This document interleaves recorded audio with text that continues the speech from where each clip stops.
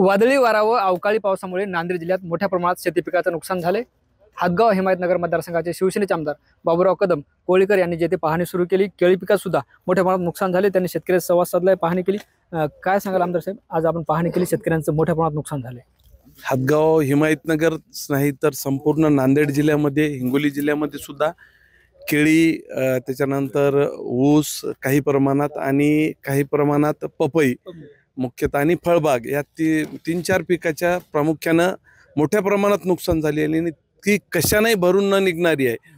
आज मी आता 30 तारखेला हिवाळी अधिवेशन चालू होणार आहे आणि आपण प्रचंड पाहता की 100% हा केळीची बाग गेली। म्हणजे पोटच्या लेकराप्रमाणे व्यवस्था केली आणि कापणीच्या वेळेला, विक्रीच्या वेळेला आलं तर हे निसर्गानं सुद्धा दुर्लक्ष केलं। वादळी वाऱ्यामुळं पूर्ण नष्ट झाली। आपण शेतकरी इथं बघत आहोत। तर मला येणाऱ्या 30 तारखेला पावसाळी अधिवेशनात मी आता शासनाच्या याच्याप्रमाणे 27,000 आणि 30,000 रुपये हेक्टर प्रमाणे बागायती याची काही होऊ शकत नाही। विशेष बाब म्हणून जसं समजा आपण केळीचा जर पीक विमा काढला तर हेक्टरी 1,60,000 रुपये द्यायच लागतात। त्याच धर्तीवर आपण एखादं सोयाबीनचा पीक इन्शुरन्स काढतो पण 52,000 रुपये राहते 100% जर नुकसान झाली तर। तसंच 1,60,000 रुपयाची आम्ही हेक्टरी मागणी करणार आहोत। परंतु मी चौकशी केली की एक झाड 300 रुपयाला आहे, एक केळीची झाड आता 300 रुपयाला चालू आहे आणि एका एकरमध्ये 1300 ते 1500 झाडं बसतात आणि हे नुकसान म्हणजे एका एकरी 4 लाख रुपयाची आजची नुकसान आहे। परंतु कमीत कमी पीक विमा एवढं जेवढं 1,60,000 हेक्टरी एवढं तरी विशेष बाब म्हणून आम्ही प्रसंगी अधिवेशन बंद पाडू। मुख्यमंत्री महोदय देवेंद्र फडणवीस साहेबांसोबत सगळ्या शेतकऱ्यांना भेटून विनंती करू। उपमुख्यमंत्री, दोन्ही उपमुख्यमंत्री एकनाथरावजी शिंदे आणि अजितदादा यांना सुद्धा विनंती करू। आणि आताच आपले माजी मुख्यमंत्री अशोकराव साहेब बोलल्याप्रमाणे आता बाकीच्या शेतकऱ्याची कर्जमाफी जेव्हा होईल तेव्हा होईल, परंतु ह्या केळी पिकाची आत्ता नुकसान झालेली आहे यांची तरी एवढ्या लोकांची तरी कर्जमाफी, संपूर्ण कर्जमाफी उद्याच्या अधिवेशनात आम्ही नक्कीच लावून धरणार आहे। आणि बाकी तर शासन हे बोललेलेच आहे ते करतीलच, परंतु ही आम्ही याच्यासाठी प्रसंगी सभागृह सुद्धा बंद पाडू एवढंच आपण मी शेतकऱ्याच्या वतीने सांगू इच्छितो। साहेब, तुम्ही सत्ताधारी आमदार आहेत, सभागृह बंद पाडण्याची भाषण केली, शेतकऱ्यासाठी निश्चित चांगलं आहे। नाही देतीलच मुख्यमंत्री महोदय, निश्चितच हे अहवाल गेल्याच्या नंतर। मी काल सुद्धा वेळ घेतला होता, परंतु ते कॅबिनेट चालू असल्यामुळं आमची भेट झाली नाही। उपमुख्यमंत्री एकनाथराव शिंदे साहेब यांनी भेट झाली। परवाच मी ट्रेनमध्येच होतो ज्यावेळेस वादळ झालं, पूर्ण पोल, इलेक्ट्रिक पोल 3-3 दिवस आज लाईट नाही, बरेच सबस्टेशन रात्री चालू झाले। सगळीच एवढी मोठ्या प्रमाणात हानी आतापर्यंत केळीची तर कधीच झाली नव्हती। झाली होती नुकसान, परंतु थोड्या प्रमाणात, पण 100% केळीचं पीक नष्ट झालेलं आहे। आणि निश्चितच या महाराष्ट्र राज्याचे मुख्यमंत्री देवेंद्र फडणवीस साहेब आणि दोन्ही उपमुख्यमंत्री आपल्याला शेतकऱ्यांना न्याय देतील आणि प्रसंगी आम्ही तर तुमच्या सोबतच आहोत। साहेब, दुसरा महत्त्वाचा विषय, 2 दिवसापूर्वी केळीला 2230 रुपये भाव होता, मात्र वादळी वाऱ्यामुळे नुकसान झालं आणि 1000-1200 भाव आले। कुठेतरी नाही का व्यापाऱ्याची प्रचंड हुकुमशाही पाहायला मिळते, यावर लगाम कसा घालताय? आता ह्या व्यापाऱ्याची केळीला असं शासकीय कुठलंही हे नाही, म्हणजे जसं कच्चा माल आहे, जसं आपण सोयाबीनचे दर ठरवून दिलेले आहेत, असे केळीचे भाव मला वाटते ठरवून दिलेलेच नाहीत।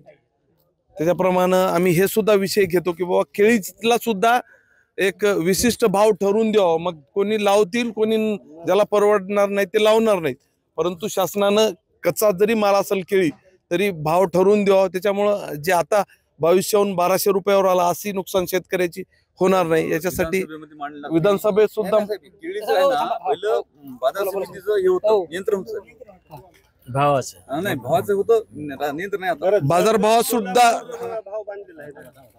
बाजारभावासाठी सुद्धा निश्चित दर करण्यासाठी मी हे सुद्धा तुमचा प्रश्न तुम्ही उपस्थित केलेला निश्चितच येणाऱ्या हिवाळ्या पावसाळी अधिवेशनात 30 तारखेला येणाऱ्या उपस्थित करू। आणि अधिवेशन फक्त आता 17-18 दिवसावर आहे, त्याच्यामुळं हे शासनाचे जे NDRFच्या याच्याप्रमाणे जे नुकसान भरपाई आहे ते तर मिळेलच, परंतु विशेष बाब म्हणून आम्ही ह्या शेतकऱ्यासाठी निश्चितच मागणी करू एवढंच या प्रसंगी सांगतो. दुसरा महत्त्वाचा विषय मुद्दा म्हणजे अनेक ठिकाणी जे वेदर स्टेशन आहेत ते बंद आहेत, पर्जन्यमापन केंद्र बंद आहेत, काही ठिकाणी चुकीच लावण्यात आले, त्यामुळे जे नेमका पाऊस कुठं पडलायचं कळत नाही, त्यामुळे शेतकऱ्याचं नुकसान मोजलं जात नाही व्यवस्थित.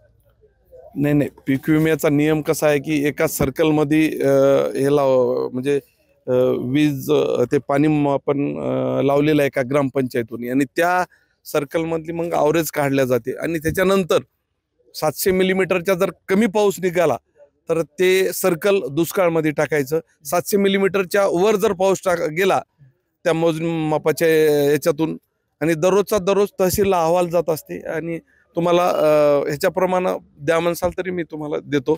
एखाद्या ठिकाणी क्वचित बंद झाला असेल, शेवटी ही यंत्रणा आहे, सांगता येणार नाही, परंतु त्या सर्कलनिहाय याच्यावरच, पाण्याच्या याच्यावरच पीक विम्याचं सुद्धा दुष्काळ किंवा अतिवृष्टी याचं अवलंबून राहते. म्हणून ते सुद्धा पावसाळ्याच्या पूर्वी हे सगळे जिथं ज्या सर्कलच्या गावाच्या मोठ्या ग्रामपंचायतच्या ठिकाणी मोजमाप केंद्र म्हणजे यंत्रणा लावलेली आहे तिथं तपासली पाहिजे, असं माझं मत आहे पावसाळ्यापूर्वी.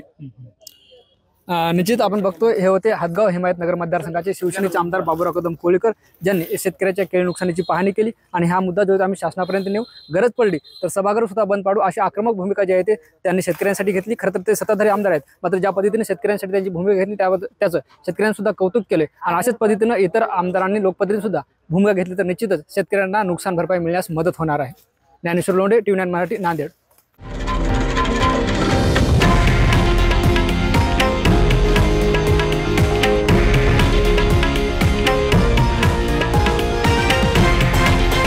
हे आहे देशातील नंबर 1 न्यूज नेटवर्क, आणि आपण पाहत आहात TV9 मराठी, एकमेव.